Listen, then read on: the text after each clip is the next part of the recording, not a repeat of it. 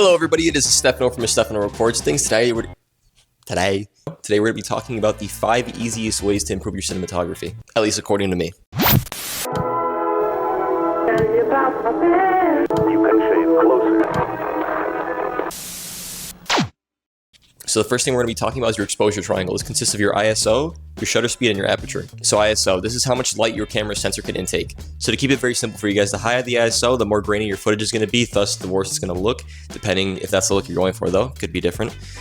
So typically you want to keep it as low as possible. My camera's base ISO is 640, so I'm recording on that right now. Every camera has a different base ISO, and some even have dual ISOs, so if you're in a darker environment, you could pump it up to, for example, my camera has a dual base ISO of 4000. So if I'm in a really dim area, I can pump mine up to 4000 and it won't be as grainy as it would be on other cameras. So you pretty much just want to find your camera's base ISO and stick to that as much as you possibly can to retain the most quality in your image. So next up is aperture. Aperture is really dependent on your lens. My lens shoots at f2.8. Basically, the wider your aperture or lower the number is, the more light your camera is going to be able to get through your lens. And the shorter or closer your aperture is, the less light it's going to get. So basically, something like f2.8 will give you the most light, and f22 will give you very little amount of light. So lastly is your shutter speed. This is basically how many times your shutter goes up in the fraction of a second. So right now I have mine on 1/48 of a second. Basically what this does is increase or decreases motion blur in your image, but it also increases light or decreases light. Ideally what you want to have is double your frame rate. So right now I'm recording at 24 FPS, which is usually what most like cinematic images are recorded on. I'm running it at 1/48 on my camera, or 1/50th if your camera can take that. Ideally, you want to keep these all as locked as possible for your image, but if you just don't have powerful enough lights to get enough light into your image, you can mess with all of these and see what you get. I'd personally recommend messing with your ISO first, if anything. I know this is what's going to cause more grain in your footage, but there are things you can do in post-production to reduce this, like a post-noise reduction software. So, number 2, be intentional with your framing. This is very, very important because, for example, let's just say, I could frame my shot like this, and be like here, and then obviously the shot's just not going to look good. I'm also out of focus. I probably just messed up my whole shot for the whole video, but it's okay. There's different rules you can use for this, like the rule of thirds. So I'm going to throw it up on screen, but it's basically this grid of 9 different squares, and then each intersection point is where your eye is naturally drawn to. So it could be either the top left, the top right, the bottom right, or the bottom left. Of course, you can break this rule, but it's the easiest and most well-known way to frame your shots, especially with people in it. So the third rule is using foreground and background elements of your shot. This is pretty easy. It's basically when you put a subject in between either a foreground element, so in front of them, or a background element in the back of them. I actually did this recently in a shot I'll show you guys right now for a class project. Using this is a really easy way to add depth to your shots and make it look more cinematic. Of course, if you're going for a flat shot, you could. Like I said, just be intentional with your shot, and that's really all that matters. So, number 4, lighting.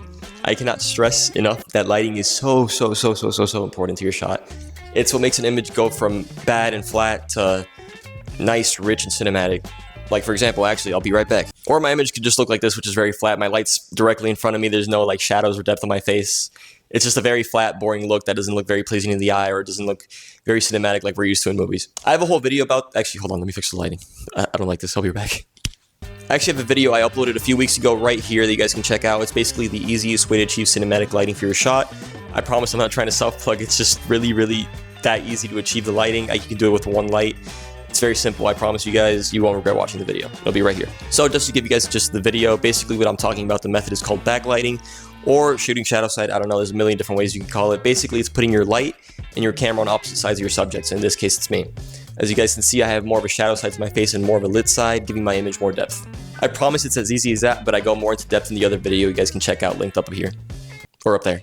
I think it's up here. Yes, I'm pretty sure it's up here. I'm sorry. So number 5 is color grading. I know this is technically part of cinematography. It's more of a post-production thing, but I promise you guys it is so important. It can take a very normal looking image like this to a very peaceful sunset lit type of image, giving it a whole different mood and feel, or a very, like this one. This is also all the same image, just color graded differently. This hopeless, dark type of look, or this blue moonlight, 80s horror type of look. I love this look. I don't know why. I know it's a bit too blue for some people, but I love it. Just by playing with the colors and learning how to manipulate them, make them more pleasing to the eye, you guys can achieve different moods and emotions in every single shot. And you really don't need to do this on camera, even though you can. It is recommended to do everything you can on camera to achieve the effect you want. But the good thing is that you have the flexibility of playing with it afterwards to make your shot look more cinematic and just better. Just flat out better. That's all I can really say. So hey, that's pretty much my 5 tips to improve your cinematography, guys. If you guys want to see anything else, let me know. Next week we're... or, sorry.